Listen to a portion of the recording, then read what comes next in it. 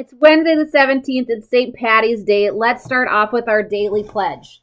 Today is a new day. I am ready to be the best me I can be. I will listen so I can learn. I will try hard so my brain can grow. I will not give up. I can learn anything I put my mind to. So it's a new day. It may not be sunny and it may be a little chilly out, but it's going to continue to get nicer. And it's still just a great day to capitalize on your goals and work on ways to help yourself.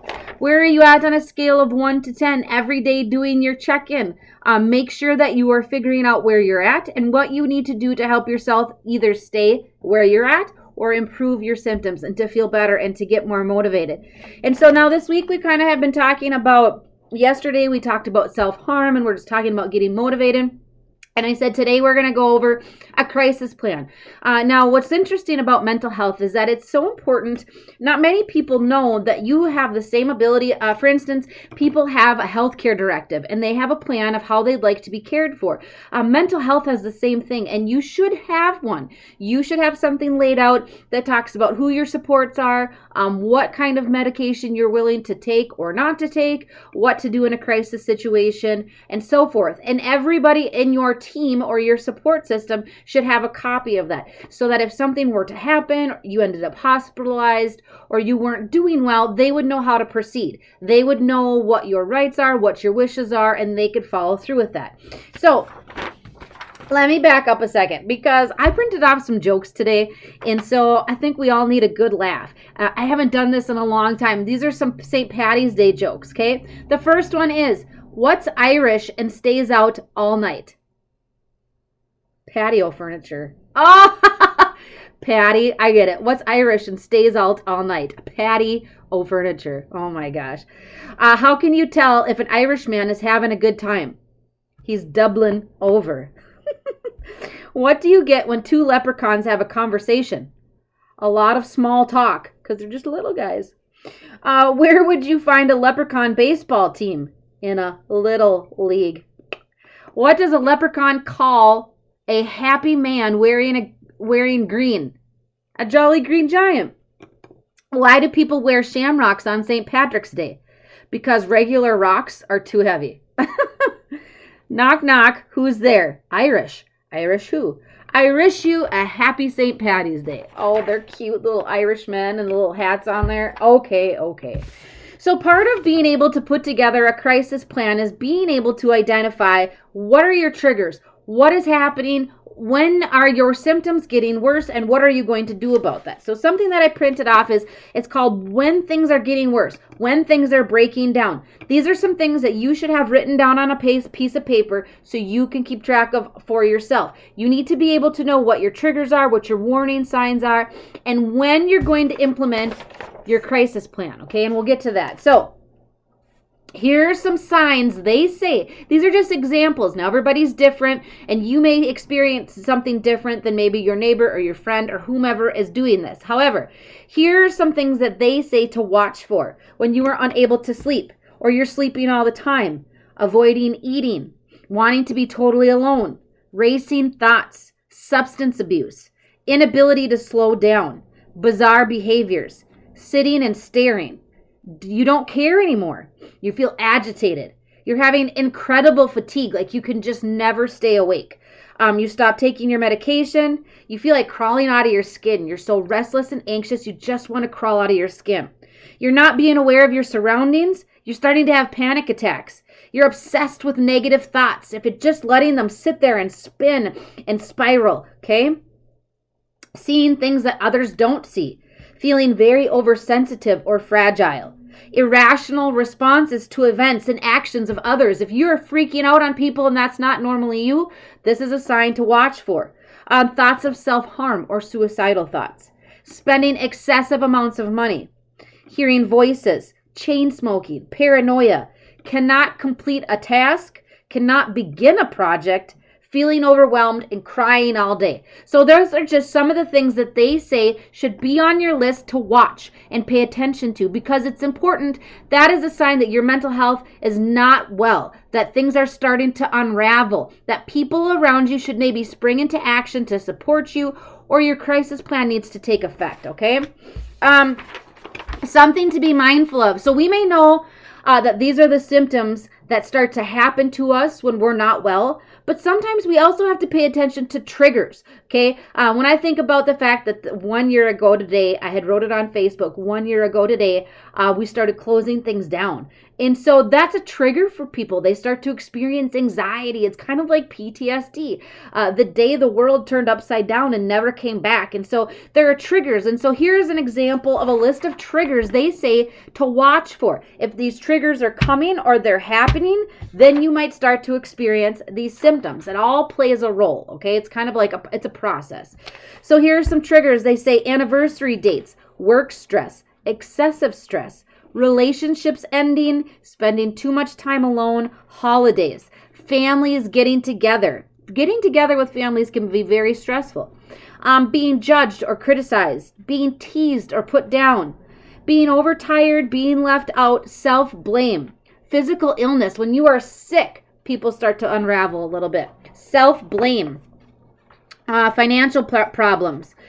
Being around someone who reminds you of like a past abuser or being around an abuser, extreme guilt, talking to certain family members, losing or feeling out of control, a disagreement with someone, assuming anything negative, not feeling heard, fighting with someone, intimacy, overextending yourself, too much time alone or not enough time alone, vacations, extended travel, sleep disruptions, bad weather, rent increase, and cruelty from people. And so, like I said, although so those are the triggers, those are the things that happen in our life that cause symptoms. And those are when we start to look at what's happening to us, how are we feeling, how are we handling things, and is it time to put our crisis plan in place? Now, a crisis plan, I have single sheets of paper. However, there are packets out there. There are full worksheets, full blown packets that you can do that really lay out and are pretty extensive compared to what I have today. But they're options and they're out there, and so it's just a matter of maybe reaching out to somebody to help you get those or print them off. I used to have multiple copies. I'm not sure if I do anymore, but it's important to just make sure that all of your rights are laid out. Okay. Part of identifying your crisis plan is knowing who your support team is, and so breaking down a crisis plan is important because it also takes a look at everything around you. Okay, so sometimes we do them in little tiny baby steps. So first and foremost, we're looking at our support system, okay? Part of your crisis plan is important to have a good, strong support system. So this is just a simple little worksheet that goes over, for instance, who's your support team? Who do you call when you feel lonely? Who do you call when you need some company? Who do you call when you just need someone to talk to? Who do you call if there's someone that you need to cheerlead you and encourage you? And maybe this is all one person, and if that's the case, that's amazing. But maybe you have a different people that serve different purposes in your life. And so we just first and foremost need to, understand who our support system is, okay? That's going to help us with our crisis planning. There's many different forms. This one, for your crisis plan, they talk about what are your triggers. Now, if you're working on a crisis plan, it's important to write down maybe the 3 triggers that you start to experience, and then what are some good ways to distract yourself. So if your 3 triggers were big changes, stress, not sleeping, whatever, what can you do then to get some coping skills in place? What can you take out of your toolbox to help you, okay? What people can you reach out to for safety? What are some ways you're going to keep yourself safe? And what are their phone numbers? Sometimes when you're in crisis mode, we may not know who our support team is, but our brains kind of stop working, and so we forget their phone numbers or we forget some of that important information, okay? So part of having a crisis plan is knowing what your triggers are, what coping skills you're going to use, who's going to be your support system, what are their phone numbers, how are you going to keep yourself safe. You can do this on a piece of paper. You don't need a worksheet for this. Truly, you don't. You could get if you wrote this out on a piece of paper, you could then go get it like notarized to make it a legal document of what your hopes, and not your hopes, but what your wishes are when you aren't feeling well. But let's make it a pretty extensive plan. What's your name? What's your address? What's your phone number? number? Who's your doctor? What medications are you on? These are all part of a crisis plan. If you were to go to a hospital, which one do you prefer to go to? Which one do you absolutely not want to go to? Do you have any allergies to medications? What's your insurance information? Who is your emergency contact? So this one's a little bit more extensive. So there's just so many different types of crisis planning. And so it just kind of depends on what you're looking for, what you're hoping for. But again, like I said, these are just 2 examples, and there's some pretty extensive ones out there. It's important to write down your medications, and it's important if you have any medications that you're not willing to take, that you write down maybe why. Did you have an allergic reaction to them? What happened? And so on. Again, which hospital you would want to go to, which one you don't want to go to. If you have pets at home or something that needs to that you need help with at home, write that down. Say you have a cat or a dog. What is the plan with them? Who are you going to call to help you with that? It's just kind of important to make sure that you have all of your T's crossed and your I's dotted. If you know that you're not feeling well and your symptoms are increasing, maybe the plan is just to have a friend come stay with you a couple of days to keep an eye on you. Write that in your plan. If I start to feel A, B, C, and D, Joe's going to come over, or Betsy's going to come over, and she's going to stay with me, and she's going to keep me company, and we're going to work through things together. Who is your support team? What are you doing to make sure that your mental health is not getting worse? Okay. Again, get out your coping skills toolbox and your tool bag and start using all the things that we've been talking about.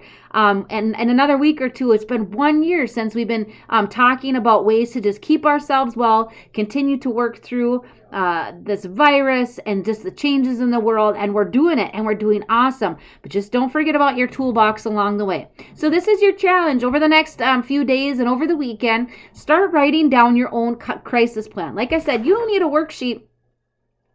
You just simply need to get out a piece of paper and start writing down. Like I said, what's your name, what's your address, what's your phone number? What are some of your triggers? What are some of the warning signs? What are some coping skills that you're going to use in order to feel better or to keep yourself safe? Who's your support team? What are their phone numbers? Is there somebody that needs to be called to come and help you? What are your medications? What medications are you not willing to take? Did you have side effects? Are you allergic to anything? I mean, really, the list goes on.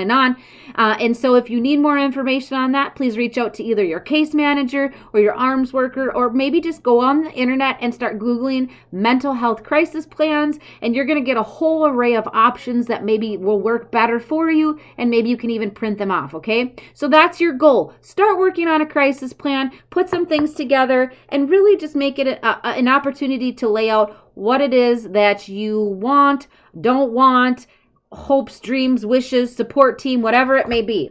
Most importantly, I hope that you guys have an awesome day. I hope that you get an opportunity to dress in some green and celebrate St. Patty's Day.